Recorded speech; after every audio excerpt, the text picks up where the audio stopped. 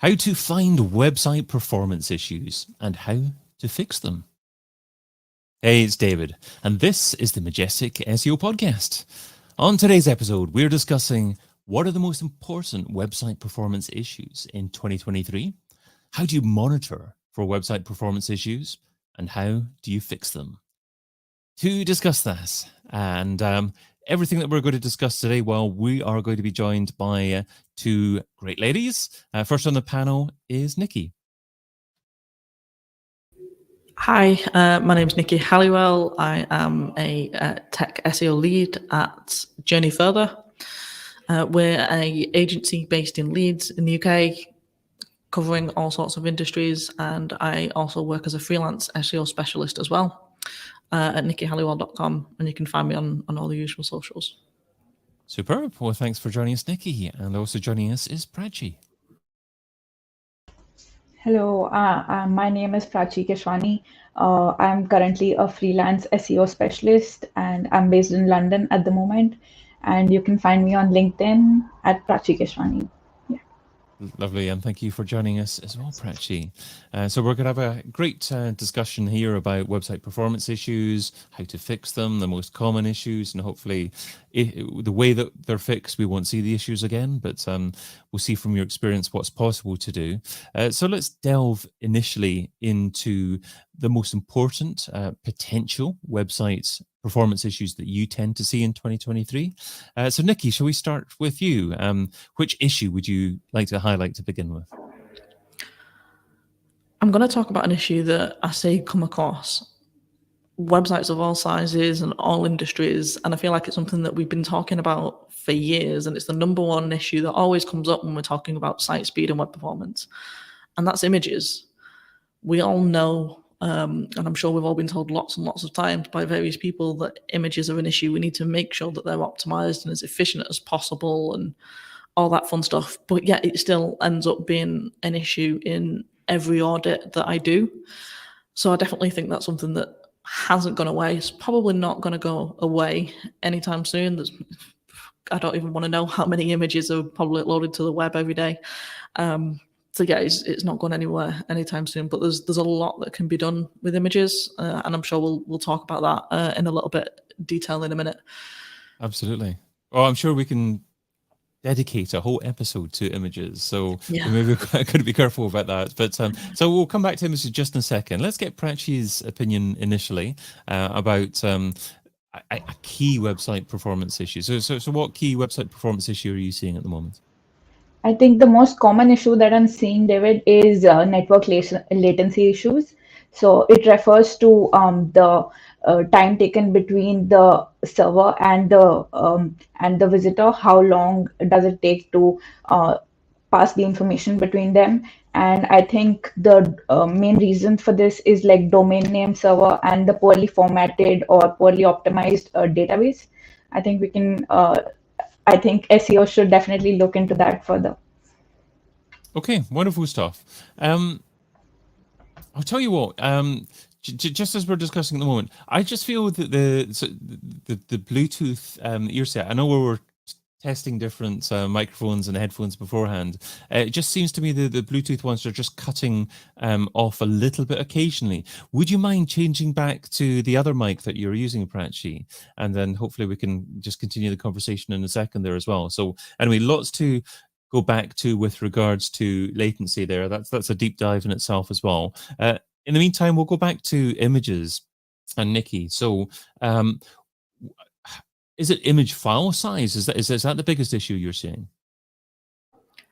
Typically, yes. I mean, obviously when we're talking about image optimization, that also covers things like file names as well as alt text and all of that fun stuff. But in terms of web performance, yeah, we're talking about file sizes as well as file format as well. I mean, most of the time images are uploaded as either JPEGs or PNGs and not even, I find, for the right format. I mean, PNGs are great for images with transparent background, but they're huge. I mean, if it's just going to be like a photo of our 3 smiley faces that we're going to upload to a website afterwards talking about this great podcast that we've done, we don't need that to be on a PNG format because it's going to be much heavier than necessary. Something like that should be like a JPEG. If we're going to stick with like standard formats, obviously we have like modern day formats that we can talk about as well. But yeah, it's just knowing as well when to use the right format. There's also things like SVGs that can be used for logos, which have a smaller file size, as well as having a lot of flexibility in the sizes that they can be used at. But also things like setting appropriate height and width for the images so that they are much more responsive as well. And there's a lot that can be done about images, especially as you said, David, we could do a whole podcast around what to do with that. Absolutely. But it's also a thing that I find that not all clients and website owners understand, but also sometimes web developers, depending on the size of the development agency that you're working with, sometimes they don't understand that it's not just about making the images as small as possible, which is great, but that's not just what image optimization is. You need to finesse it a little bit more than that, because obviously images will start to be compromised in terms of quality if we're just squashing the life out of it. And that's the last thing that a client's going to want, especially on an e-commerce website. I feel like a little bit of a dinosaur for sticking with JPEGs and not embracing newer forms of images. I mean, WebP that you mentioned there, is that immediately accessible and readable and possible to utilize for most browsers nowadays? Are there any downsides to it? It's usable on most browsers, yeah. There's still a couple, especially some of like the older versions of browsers, and I think Safari could be slightly wrong on that, but I think Safari is not quite there yet in the same way that Chrome is with formats like WebP. But they're quickly catching up because they know the popularity of it and the benefits that it can have for end users in terms of helping their browsers to load quicker. So there's definitely more people jumping on it. So roughly, with regards to WebP, if a website was being built now, would you suggest that website completely just utilizes WebP? And if so, what roughly file size can a website manager expect their site to gain or to have less in terms of image size by using WebP instead of JPEG? I would want to use WebP where possible, especially for the largest ones, but you do need a fallback option such as JPEG just in case the user's browser isn't able to cope with that, especially if you're a business that's targeting people in international markets. They might not have as fast of a web connection as we might have, say, in the UK, so you need a fallback option just in case they're not able to support those. Are most CMSs able to do things like that, to automatically generate fallback options if you upload a WebP or even another image to turn it into WebP and then have that kind of generate that version of the JPEG as well, so that all options are delivered when necessary?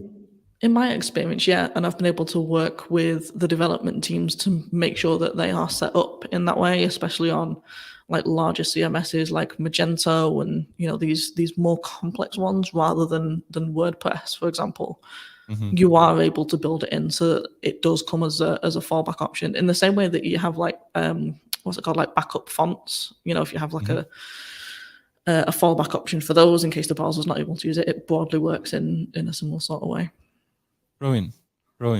I guess the challenge with fonts is obviously they're potentially going to be taking up a little bit of a different amount of space on the page, and you've got to have to think about how that's going to impact the layout and things like that. Yeah, and then you start to have things like layout shift if you're not careful otherwise, which again is a whole other topic. Yeah, that's a website performance issue as well. It is. Prachi, you obviously talked about network latency with regards to your tip there as well. So let's go into a little bit more depth about that. I mean, you talked about how a domain was set up and how it's I guess was set up to point towards a particular server. What are the wrong ways to do that, and what are the ways that you tend to correct that?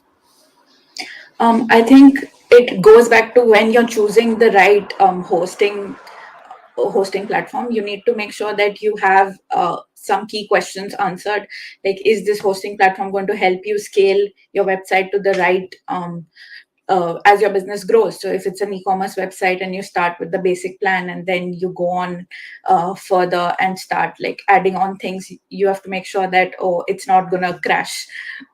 The website's not going to crash. So I'd say definitely think about the future, like think about the goals that you have in mind with regards to your business. Yeah. So what are the elements of a host that is going to mean that you have a fairly fast experience for your users? Because obviously, if you sign up to a cheap shared server based in another country compared with where the majority of your users are, that's not a good experience to be using. But what are some of the best choices that you can make to enhance that experience, to increase the speed? I think Cloudflare is a pretty good one. So if you're using that, then it'll help you. It'll help you like scale your business as well. It'll help you scale your website. Apart from that, I've not really used other ones yet, but I'd say Cloudflare. Yeah. Okay, so I mean, just generally pay a bit more for your host and try and have it in the same country as your users, and then Yes. I mean, obviously you're talking about CDNs there as well. That's a way to potentially massively improve the experience of your users. Certainly, if you've got users in different countries all over the world there as well. Shall we explore a little bit more into images? Is there anything that you feel that we haven't discussed yet, Nikki, in relation to images, just before we move on to talking about monitoring? Can do, yeah. I mean, we can come back to your question that I didn't quite answer, that was about like how much people can expect to see. I mean, how long is a piece of string? But it depends also on the size of your website. I think websites that are more in the e-commerce space are more likely to have many more images than, say, a service-based business, because obviously they've got lots of different products. You need lots of photos from different angles of all of your different products. So I think they're much more likely to see a greater improvement by spending time working on their images. And for me, images is, when I see it come up time and time again in an audit, and when we're looking at website performance, is one of the first areas that I actually try to work on, because it's one of the easiest, depending on the scale of the other issues, of course, it's one of the easiest to get buy-in from key stakeholders as well as development teams, because everybody understands image size. When you're talking about things like minifying CES and JavaScript, yeah, you definitely need to look at that as well. But that's when people start to be a bit like, oh, I don't know what that means. I don't know what to do about it. And yes, as SEOs, we can support on that, and that's absolutely our job. But especially when it's a new client, it's nice and easy to get buy-in from everybody on images, prove your success on that one, monitor it, see the results and the improvement that you've made from working on those images. And then you're like, right, now we've done that. Now they tend to have a little bit more trust and understanding in how these things work, and they trust your expertise. You can be like, right, now we can look at CSS files, HTTP requests, and all of those other things. Great advice there, just to start with images, prove what you do. So in terms of proving what you do and seeing the results that you've said, are you just talking about the results in terms of the amount of seconds that it takes for a page to load, or can you ever actually see the results in terms of improved rankings and tie that back to improving website performance? Yeah, you can do both. I mean, one of the first things as well is looking at time to first byte, which ties back to what Prachi was saying about server latency. You can quickly see the difference in time to first byte, and if that's over like a couple of 100 milliseconds, then there's likely to be an issue with the server there that it takes. So there's likely to be a problem with the server there because of the delay in the time that it takes to get to that first byte. So that's a key one to look at. But yeah, definitely you've got key metrics like largest contentful paint, but also fully loaded time as well. We spend a lot of time, especially with Core Web Vitals, talking about SCP, LCP, as well as time to interactive. But fully loaded time can be an interesting one to look at as well, because obviously that's when everything's loaded on the page. How long does that actually take? and it's often a lot longer than what you might think. It can end up being like 20 to 30 seconds until it's done absolutely everything on the page, and you're like, how the hell does it take that long? But that's because there's everything else still running in the background. Your website is your web page is there and is visible and usable, but you've still got all these other processes running in the background, and often they're not even needed. You might not even know that they're still there. It could be from like redundant code that's no longer used on the site, but it's just been left there. So yeah, there's lots of different areas and metrics that you can look at.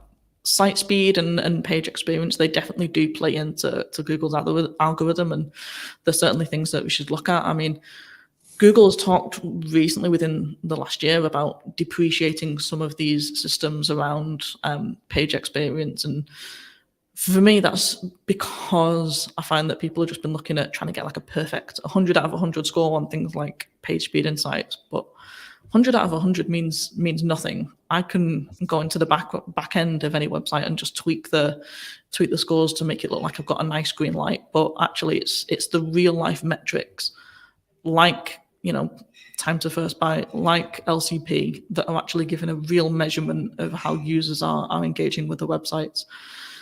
You know, that's why I like to pay much more attention to those rather than getting a nice little green traffic light, because that doesn't amount to anything. But rankings are always going to tie back to user experience and therefore by extension site speed and web performance.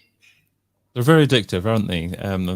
I loved getting 5 A's or a score like that, all green like that, but it's not necessarily what you're delivering to users, as you say. Just going back to the kind of fully loaded time for the whole page, is it ever worthwhile to actually limit the loading of images that are kind of below the scene screen? So you have to scroll to actually get to that particular content. Is it worthwhile not loading that content until the user actually goes down there, or is it better practice to actually load the full page, even though the user is not necessarily going to see underneath? No, absolutely. I'd definitely make use of lazy loading, as it's known, or, you know, deferring off-screen images is what you might get seen as the recommendation that comes up in tools like Page Speed Insights. Yeah, I mean, unfortunately, not all users are going to scroll below the fold. So, you know, why waste time for those to load? If your website doesn't load because it's loading that massive image that you've got halfway down the page, they're not even going to see the image at the top. So they could be much more likely to leave before anything happens. So absolutely defer anything that's not needed for that initial page view. But actually, I alluded to a tool called Web Page Test that I know you've used in the test. So maybe for that tool or other tools, what do you think are the key metrics to look at to try to improve? I think Nikki covered it really well. I think all the Google Page Speed Insights metrics are really important. The LCP, the largest contentful paint, and the VID, I think it's called. Yeah, all of those are really important. I think keeping in mind the bounce rate is also really important, which can be tracked on Google Analytics. I think that's important as well.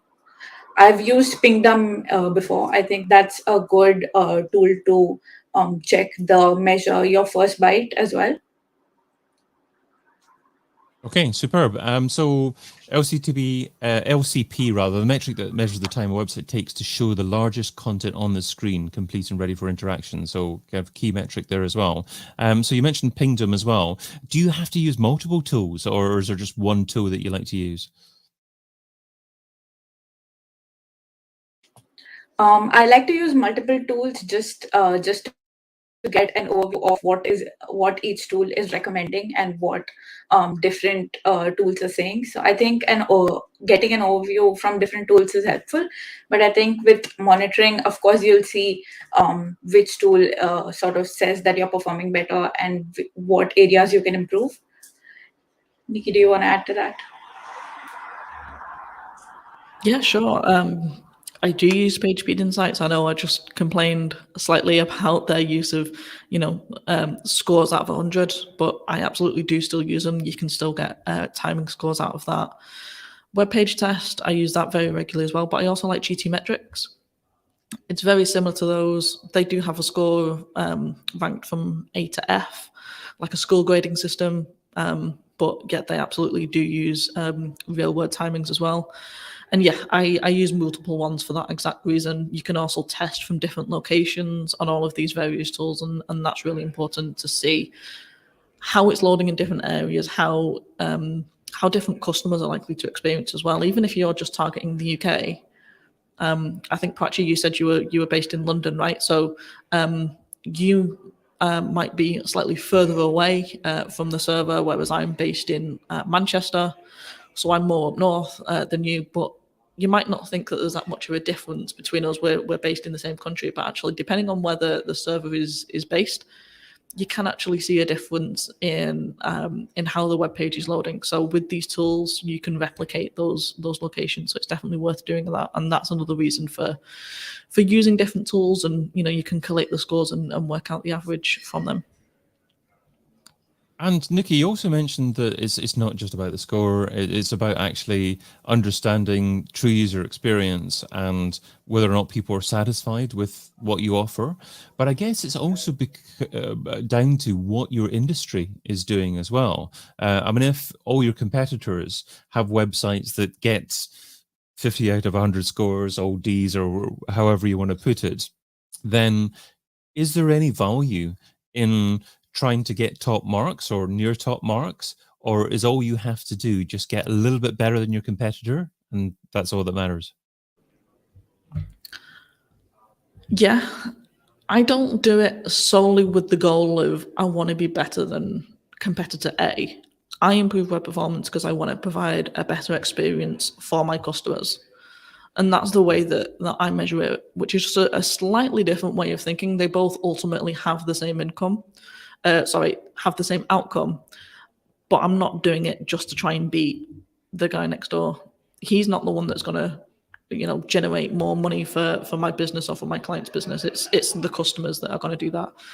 So I put myself in their shoes and again test in different ways and be like, okay, what's annoying me about this page loads? Is it when I go to click on that button and it shifts? That's CLS. Is it because there's a massive carousel at the top that I can't actually read because it's scrolling through too quickly and is taking way too long to load? And that's how I try to approach it, and it tends to work out a lot better in that way. Okay, great. Okay, so it's down to how you actually use the website in terms of what's important, and it's not necessarily what the tools say. Does that mean that you also maybe try to get other independent users that perhaps haven't even actually experienced the website before to test the website, to give you feedback? Are there any places that you can go to online that you would recommend to recruit people that would do something like that? Yeah, it's all about real world experience. I mean, you can get an idea of that in tools like Google Search Console. You can see like poor URLs, good URLs, and all that sort of stuff. You can also use tools like Hotjar. They do add additional code to your website, and if you're only going to use it once and then not use it again, make sure that you take the code off the page, please, because otherwise it just stays there for years to come, and it just adds weight to your page, which is, one of the issues with everything that we're talking about.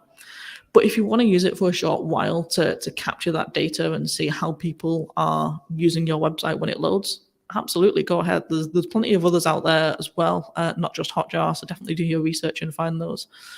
But speak to agencies as well. I mean, I know at Journey Further, we have a web experience team, and they do a lot of CRO testing and various processes like that, and just to see how things are happening and how people are engaging with it. And sometimes that can actually be the opposite of what the tools are saying. So the tool might say that, this CSS file is the biggest issue. That's the one that has the biggest red mark and is slowing down the page as much. But actually, when you use these tools or you listen to what your CRO team are saying, it might actually be that image that's just in the way of some of the text that you didn't even realize, because it looks great on desktop and that's what you see, but on mobile, actually, you might have like a chat box. I see that happen a lot, actually, like a chat box that's in the bottom corner, but it's in the way of some of the text, and you can't actually click the checkout button because the chat box in the way, and you didn't even know that was an issue, which again is adding more to the site. So Absolutely. It's things like that you don't even know are an issue until you actually get, real users engaging with your site and testing it and actually recording those people's experiences. Definitely. And the IT director maybe thinks, well, no one wants to check out on a mobile device. They just don't like doing that. But it's actually because the checkout button's obscured. It's not possible to click on it at all. And talking about different devices, there are many different devices out there. Obviously, there's mobile, there's desktop, but there's different types of tablets as well. There's different operating systems on tablets as well. So Prachi, are you generally feeling that generally finding that there's some good testing going on of each type of device, or do you tend to find that there are certain types of devices that are missed out when it comes to testing?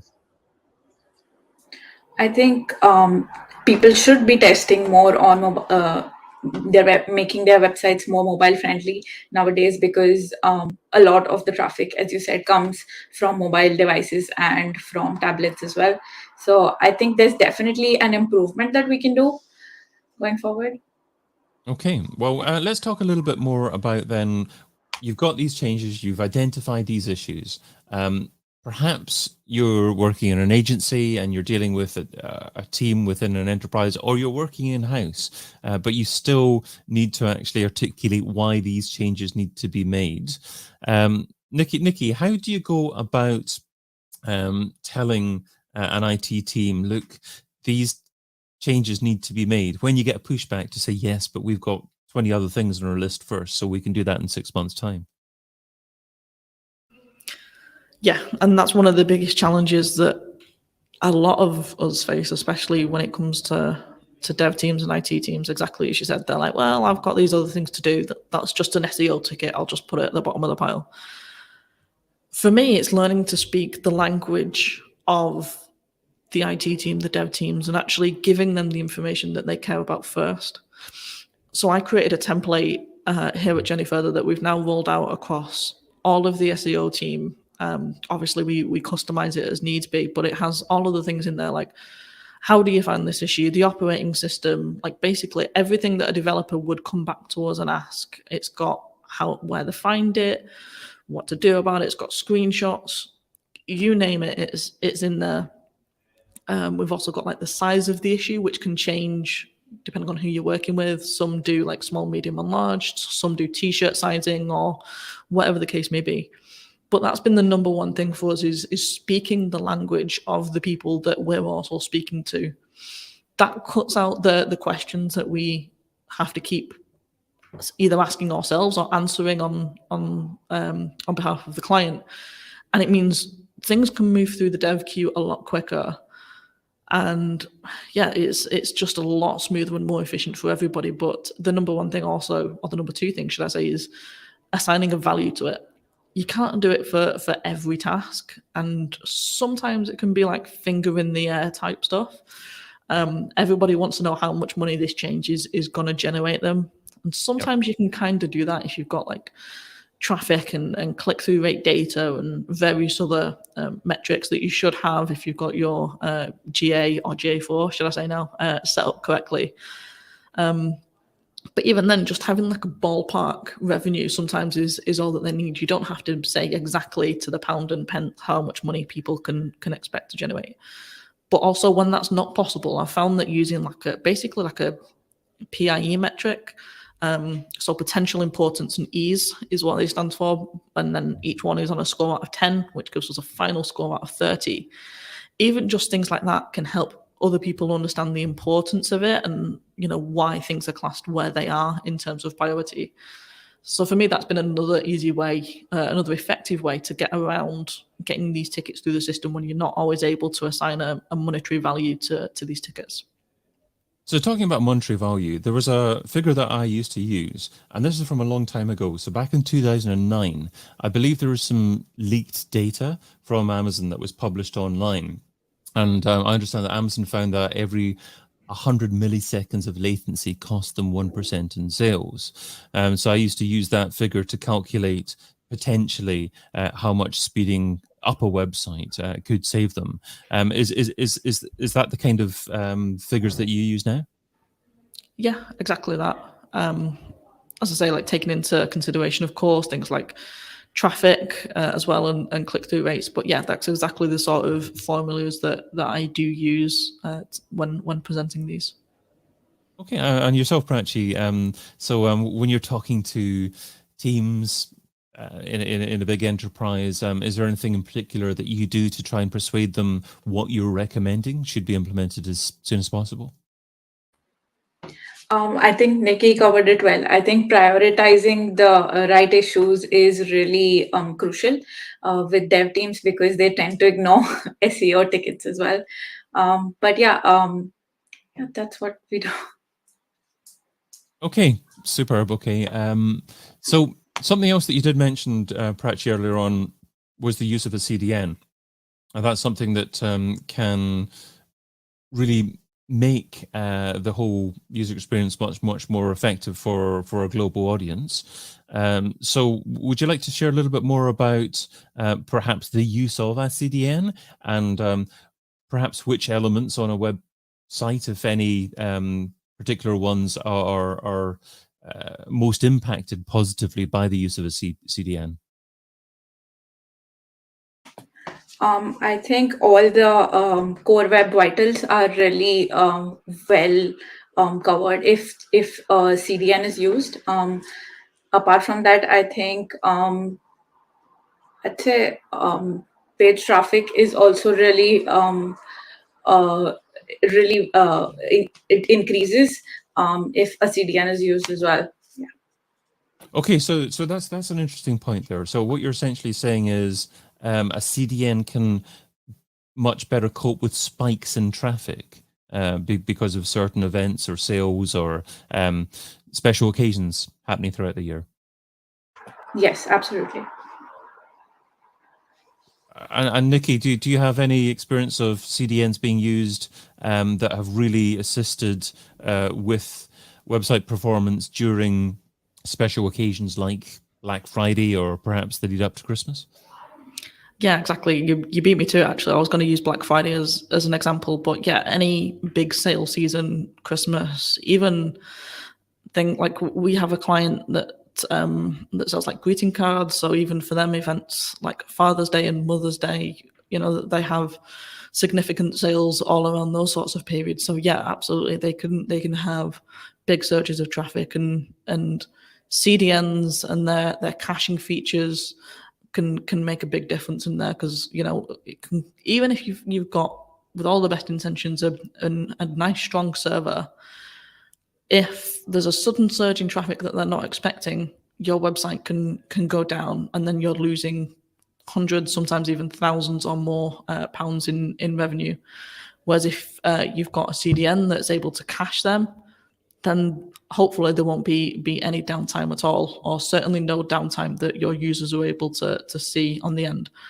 You can also use like load balancing and other server-side processes to help go with that.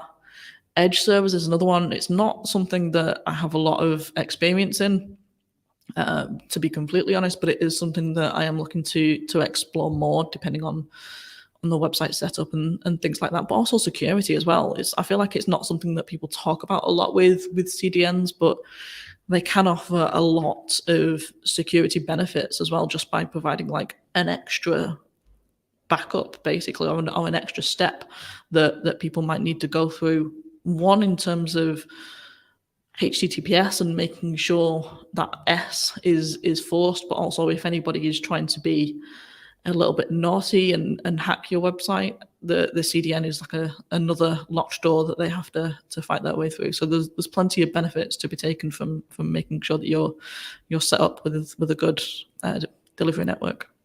Yeah, great points. And the challenge is that most people will only take issue with your site if and when something happens to it. They won't have a problem, obviously, if it continues operating as normal. What about forecasting likely loads on a website and how much resource you require to power that website for those peak occasions? So you might be very comfortable the majority of the time not using a CDN or not having a server of X size. But how do you determine how much the traffic is likely to go up, and also what kind of support you need for your site in order to be able to cope with that?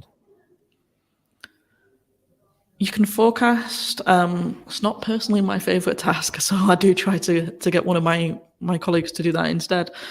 But again, forecast is very much finger in the air stuff. Yes, it's based on data, and it should be relatively accurate, but it's difficult. And when you have like a big sale, or if you've got like a bit of press coverage that you weren't expecting, you might have a sudden influx to your website. I mean, we have a banking client, and they were featured on like Money Saving Expert, talking about the rates that they were offering, and that single mention from them completely took down their website for a good couple of hours.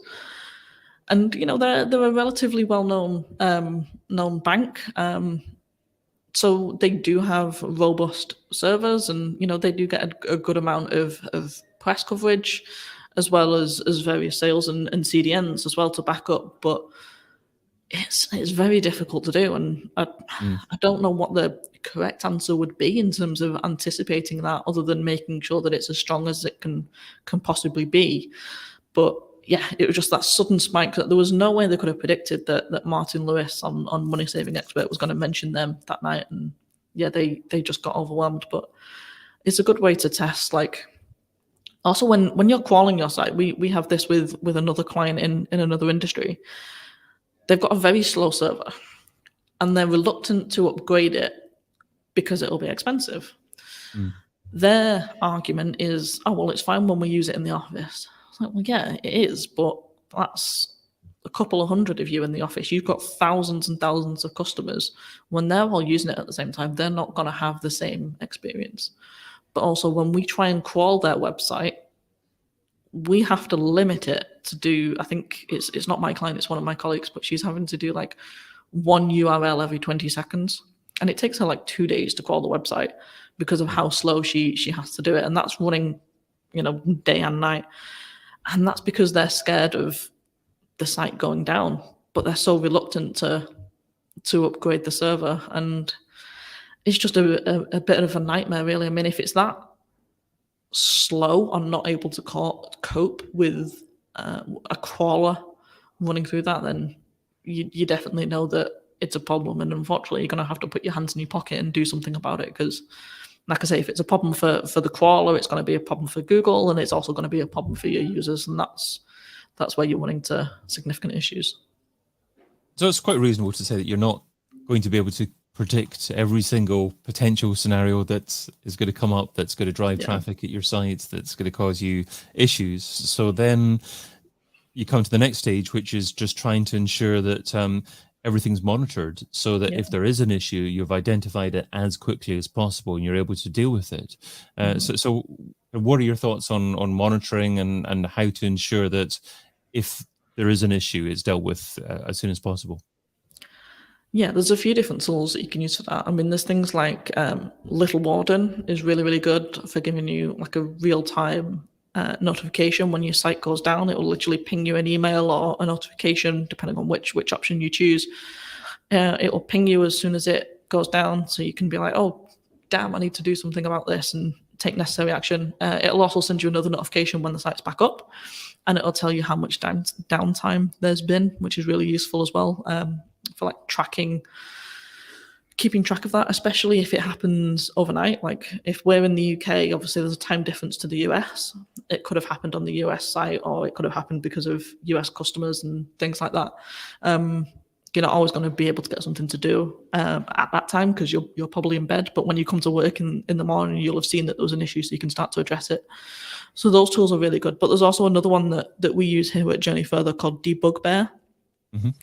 And I really like that one because you connect it to your site. You can set up several different templates per site. So you might have like your homepage, your PLP, your PDP, and maybe your blog as well. And it tracks it over time. You can set it to do like one test every day, or you can even do like 3 tests a day, or however frequent you would like, basically.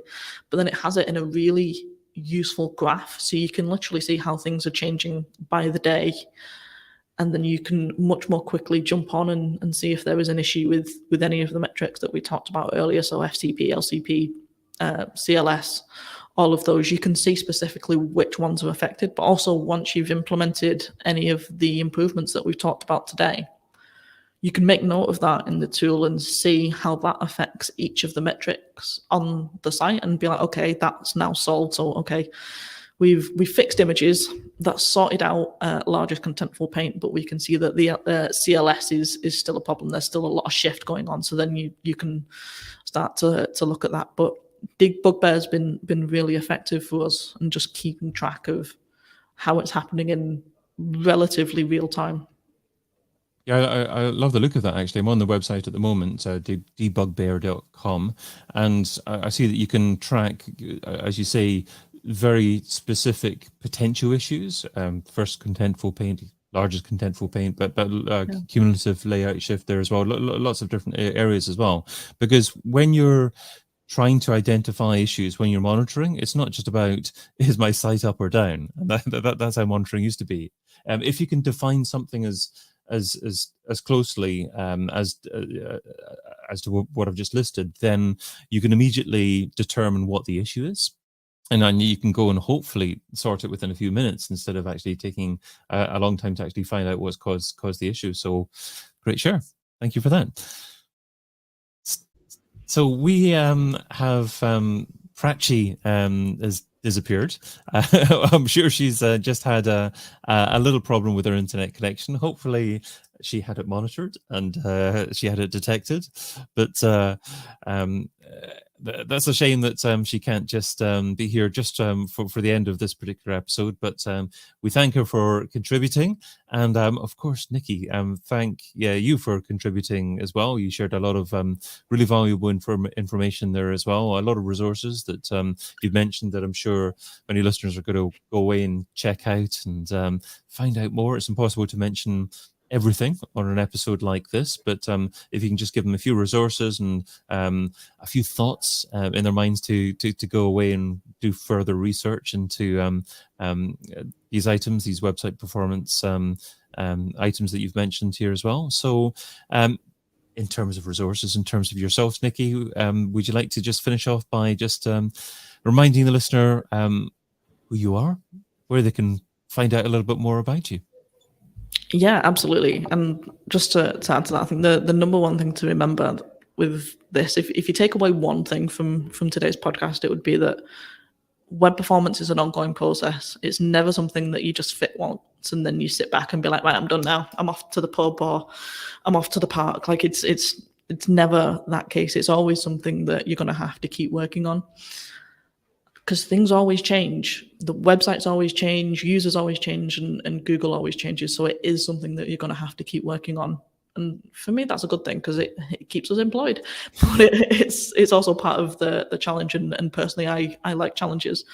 But yeah, just don't be discouraged if you work on your images or you get a CDN once and then you find that there's still issues.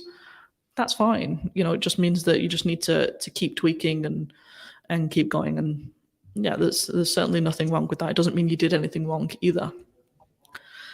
But yeah, in terms of me, I'm Nikki Halliwell. I am a tech SEO lead at Journey Further. We're a performance marketing agency covering SEO, paid media, PR, and all of that fun stuff, as well as programmatic, based in the UK as well as in the US. And I do freelance as well. You can find me at NikkiHalliwell.com. Journey Further is journeyfurther.com as well.